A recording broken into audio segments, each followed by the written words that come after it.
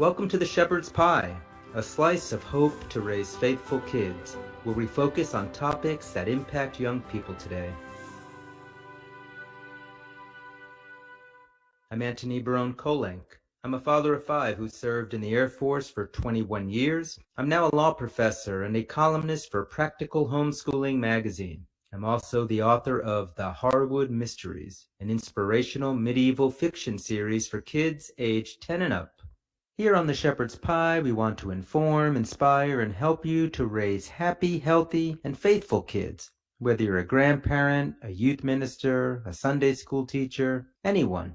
In today's episode, we'll be looking at how we can help teenagers learn to find common ground in the midst of conflict with those who have different views. My guest is Amanda Lauer, an award-winning author who has written a series of young adult novels set during the Civil War that explore the issue of finding common ground. And in the entertainment review segment of the show, I'll be reviewing the teen novel The Perfect Blindside by Leslea Wahl.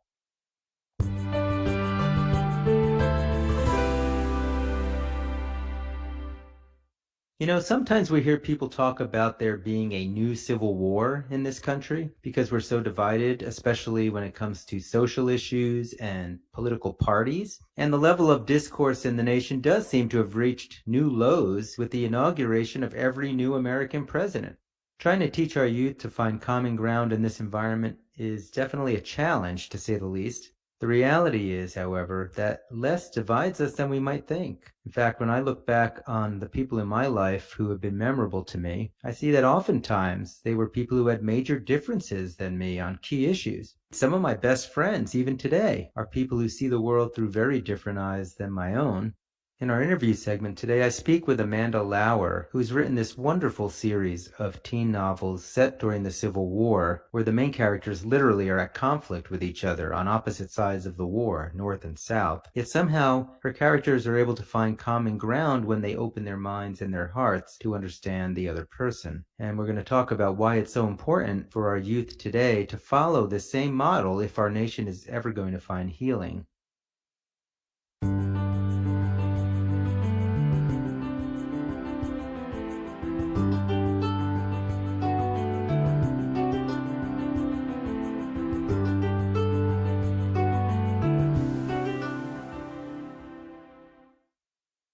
I am with Amanda Lauer, who's an award-winning author of fiction for teens and young adults. She copy-edits movie screenplays, and she's the co-writer of the movie The Islands, for which she received a 2020 Red Letter Award. She's also done acting, modeling, and she's published 4 books in her teen series, Heaven Intended, and her latest novel in that series, which was released in October, is called A Freedom Such as Heaven Intended. She and her husband, John, have been married for 40 years, and they have 4 grown children. Amanda, welcome to the show. Hi, thank you so much for having me, Tony. You have quite a background. I wish that I could interview you 5 times so we could talk about your movies and everything else that you're doing, but give our listeners just a little bit more insight into who is Amanda Lauer. My background is in proofreading, actually. When I got out of school, my first career was proofreading. I did that for several years until my husband and I started our family. Took like a 15-year break to raise the 4 kids. And then I got back into it when our youngest started school. And from there, I just volunteered to start writing articles because I needed help. They needed stringers. Really found that I seemed to have a God-given talent for writing, which is kind of neat. I went out on my own and started freelancing as a writer, proofreader, copy editor. And I always had this dream to write a book. And I met a gentleman who told me that his wife was also writing a book and she had an agent in New York City. I was like, oh, wow, that's amazing. And so he said, you should connect with her. And so we did. We connected. And basically she said, I'm going to be writing a new book. If you want to start a book, let's just get together for coffee. This was around Thanksgiving time, probably back in 2009. And she said, let's just get together like the first Wednesday after the new year. And you bring me a chapter of your book. I'll bring you a chapter of my book. And we'll see what we can do from there. And right off the bat, it just started to fall into place. And so what we did for 24 months, so for 2 years, we got together once a month and traded a chapter of each of our books. And after 2 years, we each had a book. But yeah, we both ended up becoming authors. And I still write for newspapers and magazines. but it really is my passion is writing novels. And I've branched off. I have a time travel book that came out earlier this year called Anything But Groovy. But the Civil War series has just been my baby since day one. I love it. That is amazing. Yeah, isn't it amazing how we wind up stumbling into writing careers? So let me ask this. So you have the Civil War series, but you could have written it for any age group, but you chose to write this for a younger age group. Right. Why did you choose that group? For one thing, I feel like there's just a lack of good reading materials for young adults. And another, it's kind of coincidental because the main character is 17 years old, the female character in the first book, Amara. And oh my gosh, it's so wonderful to connect with these young readers. I can't believe how much they seem to love the story. They have a thirst to learn too, that's how I've always been. So these are people after my own heart. And I love working with young people anyhow. And I don't know, it's just such a blessing to work with them. So your initial foray, you weren't intending it for youth, but your publisher says, okay, fine, they're for youth now. Did that impact how you went about writing the other ones now that you knew that they were being targeted? Absolutely, because my number one goal when I was writing the first book was to write a book that I wanted to read. And I love historical fiction. I love historical love stories, but I couldn't find well-written love stories that were historical, that were clean romances. And that's really what struck me is I'm like, why isn't this genre out there? If it was out there, I would listen to more of it. So I'm like, I'm just going to make my own path and do this. But yeah, definitely as I went forward, I'm thinking, okay, if a 12-year-old reads this, how is this, is this going to be, I don't want anything too violent. Even though it is set during wartime, we don't go into the nitty gritty of the war because we're giving them the basic of the story. Basically, it's two people. Each of the stories has a similar plot line, and they all start on the same day, which is in the last week of May of 1864, and they go to the following year in May of 1865. So it's 1 year in the life of all these different couples, and they all have some connection to each other, but they don't all connect until like the very end of the series, basically. And I know writing historical fiction for me as a homeschooling family, that was part of my calculus was, hey, let's write historical fiction because not only will be entertaining, but it also can help teach them history. Did you have any, indicator as you were doing this that you wanted to benefit even your own kids or grandkids at this point? Yeah. Oh, absolutely. Kids are learning history like in this day and age, like we did as kids. Knowing what happened in the past can kind of help you look more objectively at what's happening nowadays. Like say if someone's talking about socialism or something like that, if you hadn't studied socialism in centuries past, how could you decide if it seems to be a good thing or not good thing? It's just like, I feel like kids are being underserved a little bit in the history department. My one problem with writing those is you don't want to make it seem like you're teaching people. You just want to weave it in. And even when I use even the vocabulary that I use, I'm challenging these kids. I want them to actually go, look up what this word means or figure it out contextually. And I never thought I wanted to be a teacher, but I really feel like I've been teaching a lot through these books, and the feedback has been great. Let me ask you about some of the feedback that you're getting from your young readers. I know from reading a little in it myself that it is a pretty sophisticated vocabulary that you're using, as you mentioned. What are they telling you, especially your younger readers, what are they telling you they like about the series? Lots of things. They like learning about American history. They like learning about the Civil War in particular, because there's a lot of news even in this day and age that kind of ties back to that era, whether it's, removing Civil War statues or things like that. And to learn the significance, there's so many things in these books that ties into history that they would have heard of. Of course, they'd heard of, President Lincoln, but a lot of them may have heard of Sherman or the burning, when Sherman burned his way to the Gulf of Mexico, things like that. But I think the interaction between people who are on the opposite sides of a conflict, every one of these books, the people literally are, one is with, favors the North, one favors the South. And they learn to find that common ground. And I think people find that so heartening to know that there can be common ground, because even for kids, I think they understand there's a lot of conflict going on in this day and age, especially in the United States. There seems to be a divide between people. And I think it's more artificial than anything, because I think generally people are amazing and we all want to be friends, and we all basically want the same things for ourselves and for our families. And so I think people are trying to create that divide. But I think kids would love to get rid of that and really embrace everyone. Yeah, I want to take some time and explore that concept of finding common ground because you're right. Now more than ever, our country seems divided. I say more than ever, maybe not. You're writing about the Civil War, but you referenced the movement to remove Civil War statues. So it strikes me that this is not only a timely topic to talk about the Civil War, but how do you address those kinds of very modern issues where people are offended that we might even have a Civil War statue? And now here you are writing a book where, like you said, one side favors the South, one's the North, and you're trying to find some common ground. Going back to the statue issue, you can't just whitewash history. History is history, and we need to learn from this. And you can't erase everything. Where will those lessons have gone? They'll be erased too. And I think people need to see both sides. But our youth today are learning about history in a different way than maybe we used to learn about it. And they're reevaluating, even what role did slavery really play in the Civil War? How are you able to address those very sensitive topics for a modern audience, especially a modern young audience that is very much getting a lot of information that is not flattering to the South, especially?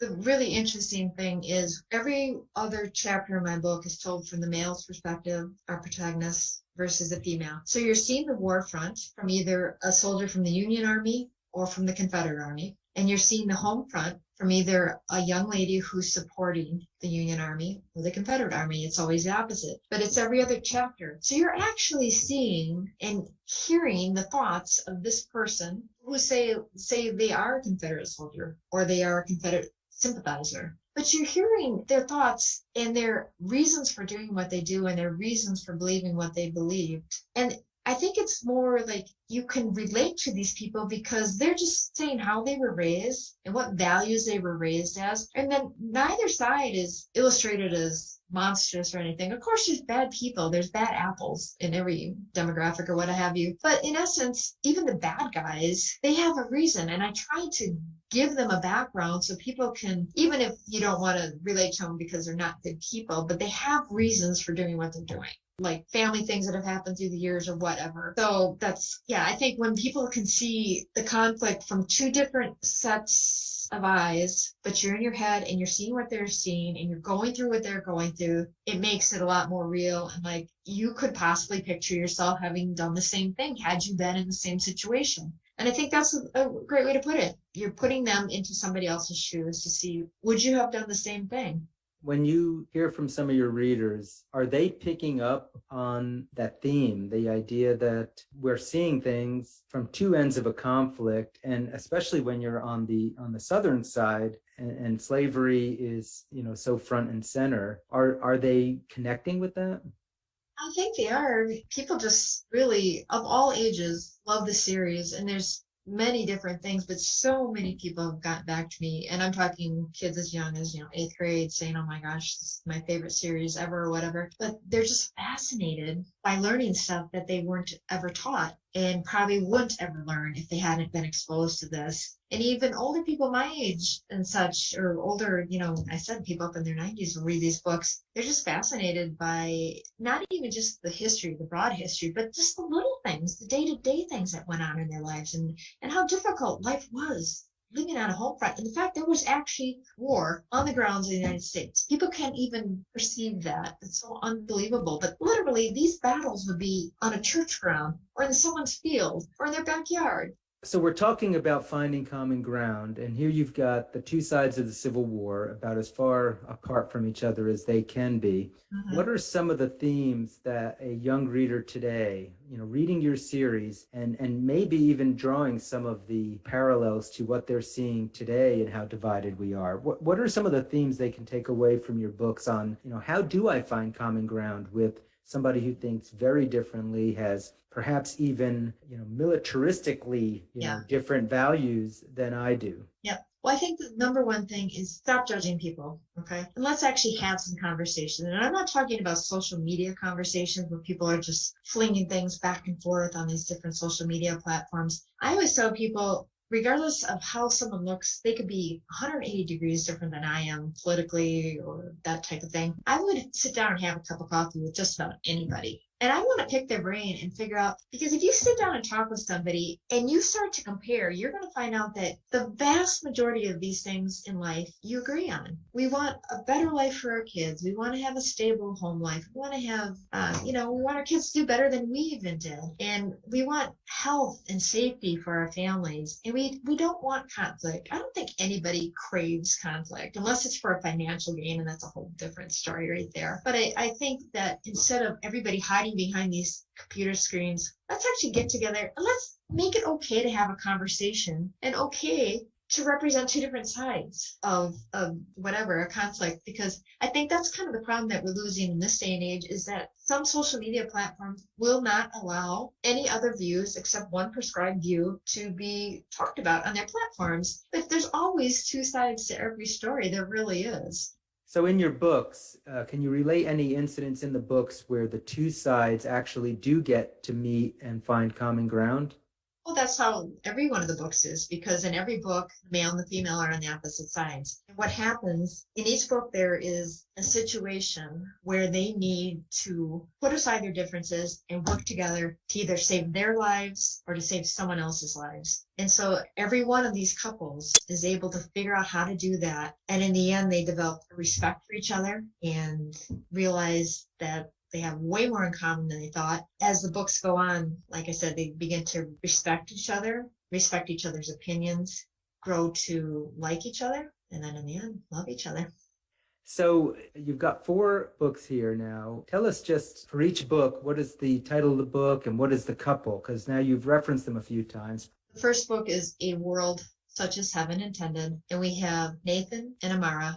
The second book is Bridget and Dominic. So Bridget was Amara's best friend at boarding school, and Dominic was Nathan's ranching partner. They had bought a ranch in Texas. So then the third book is Josephine and Michael. So Michael is actually Amara's oldest brother who was missing in action. He's in a Union prison in Washington, D.C. And Josephine ends up recognizing Michael because Michael was her brother's roommate at West Point. And so she has this in her mind that she's going to help him escape from prison. So the fourth book is about Alice and Marshall. So Alice is actually enslaved, but she's a quadroon. So she's only 1/4 African American and 3/4 Caucasian. She's trying to escape from the plantation where she's living. And every time she tries to do something, it's thwarted by this soldier she keeps running into time after time. And his name is Marshall. So how did you deal with some of the racial sensitivities that inevitably must have been on your mind as you were writing this story? Yeah, that's a good question. First 3 women in my first 3 books were all based on my own daughters. So I have 3 daughters. So my oldest daughter, Stephanie, Amara was based on her personality. Then my middle daughter, Samantha, was Bridget. And then Josephine was based on my youngest daughter, Elizabeth's personality. So for the fourth book, I actually have a friend who's a young mom, and she is biracial, and she actually filled out the personality questionnaire for me. And so I used her perspective to create this character. Everything she said was from her own perspective as an African American. And so she had just a great perspective for me to write from. And yeah, as I wrote about it, you try to be as sensitive as you can, because some terms they used in that day to refer to people of other races would be very insensitive today. It just was how it was back in the day. And so you try to get around that and not make it too in your face or something. But the feedback I'm getting from people of various races has been very, very positive. We did a pretty good job keeping it so that it was true to the time, yet sensitive to that particular subject. Part of it is interesting too, because basically you end up with an African American young lady and a Caucasian man, and they form a relationship, which is very complicated, as you can imagine, in the 1800s, but they figured out how to do it. That is remarkable. We're talking about finding common ground. So you've got, in today's environment, where race seems again to be really pulling the country apart in some ways, you've got this beautiful story of people from 2 races in a time when you wouldn't expect it possible. What are some of the lessons that you're really hoping a young reader would take from this last book, especially on this race issue? regardless what race we are, every human being has more things in common than they have differences. I truly believe that. And I believe 99% of the people in this world are just really nice people, and they want to help other people, and they want to be good citizens and good neighbors. So I would hope they would take that from there. And the fact that how you find the common ground, dialogue is really the answer. Speaking with people. And I don't mean talking from a computer and these arguments that go back and forth and people saying things they would never say in real life to a person. This is how this couple created the bond in the book. They actually had time because they were in situations where they were together for hours at a time and days at a time. And in that time, they just talked as two human beings. And that's what we all are. I mean, we're all made in the image and likeness of God, right? And God loves all of us. And he doesn't love anyone better than anyone else. And he doesn't think anybody's better than anybody else. Why should we? If God doesn't judge us that way, why should we be judging people that way? I'm hoping that's the lesson they'll pick up from that, is to communicate, to talk, and to not make assumptions, and to stop judging other people. So what I find is really incredible of presenting this kind of story to our youth today is that, we can't tell people nowadays, you can't tell kids like, hey, this is how you should act towards whoever. They're not going to respond to that. But if they read a story and they're watching the characters in that story sort of model that kind of openness to each other, I can only hope, this type of fiction will lead them to do the same in their lives in some way. I think people see this book as a great conversation starter. We think it's bad in this day and age. People talk about the new Civil War and say, no, this isn't a Civil War. So it isn't nearly as bad in this day and age as it was back then because it was so divided. And I really do see that this book is a way to start this conversation and to bring more and more people together because it's such a beautiful thing. We have such a beautiful world.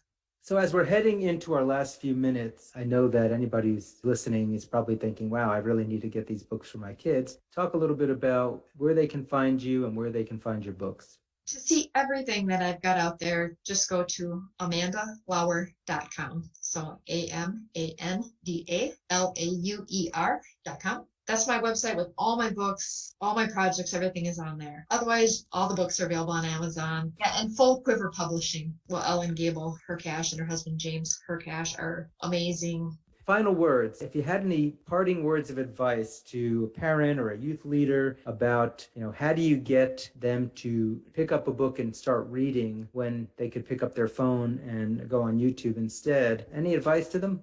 I would invite people just to read the first chapter of any one of my books. Kids like to see different things or read about different things that they aren't exposed to all the time. And, first comes first, you can bribe them. Back in the day, we did that with our kids. Like $5 for every book you read or something that we approve. Does wonders. Now all four of our kids are avid readers. I did not try that, but I kind of wish I had now that you say it. There you go. All right. Well, we've been talking with Amanda Lauer, the award-winning author of the Heaven Intended Civil War series for teens and young adults. Amanda, thank you so much for being on the show, helping us discuss common ground during a conflict such as the Civil War. Really appreciate you being here today.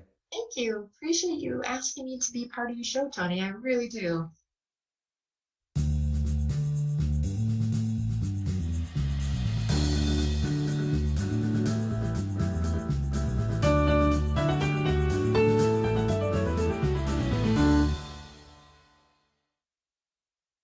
In the entertainment review segment today, I review the book The Perfect Blindside by Leslea Wahl, published by Pauline Books and Media.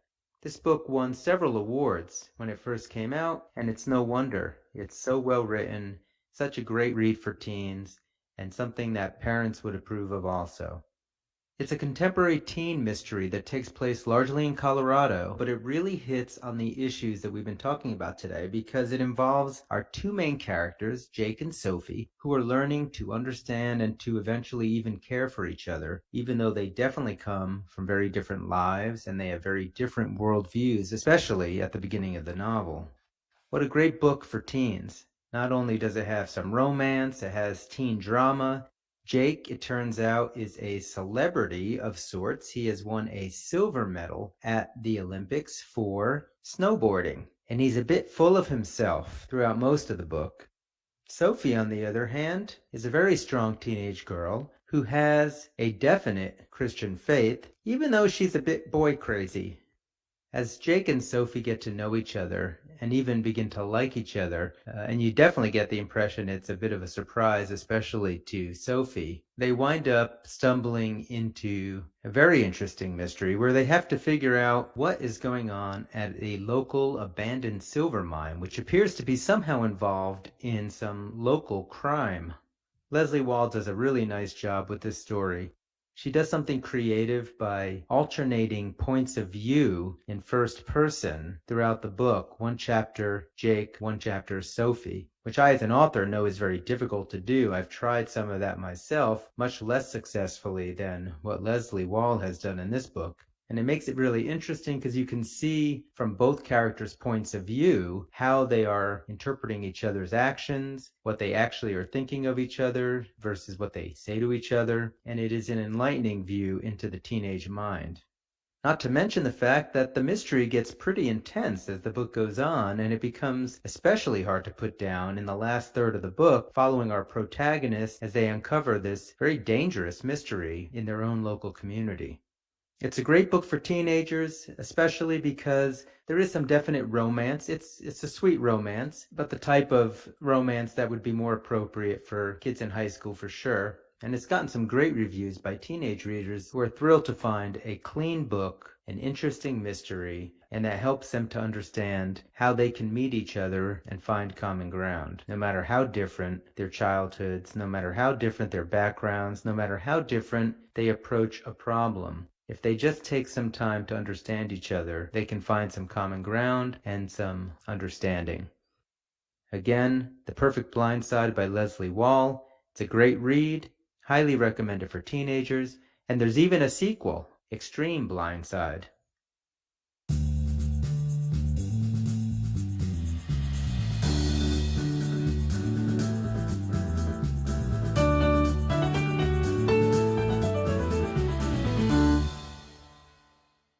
That's all the time we have for the show today. I spoke with Amanda Lauer, the award-winning author of the Heaven Intended series of young adult novels set during the Civil War, to help illustrate for youth how we can find common ground even in the midst of conflict. And in the entertainment review segment, I reviewed Leslea Wahl's award-winning novel, The Perfect Blindside. Again, this is Antony Barone Kolenc, and this has been The Shepherd's Pie. If any of you listening today have a question for me or a topic you'd like to have us cover on the show, please drop me a line on my website at antonykolenc.com. That's ANTONYKOLENC.com. Also, if you visit my website, you can learn more about my historical fiction series for kids, The Harwood Mysteries. I'll end as always with my wife's favorite scripture quote from Romans 8:28. We know that all things work for good for those who love God, who are called according to his purpose. May the Lord bless and keep you this week.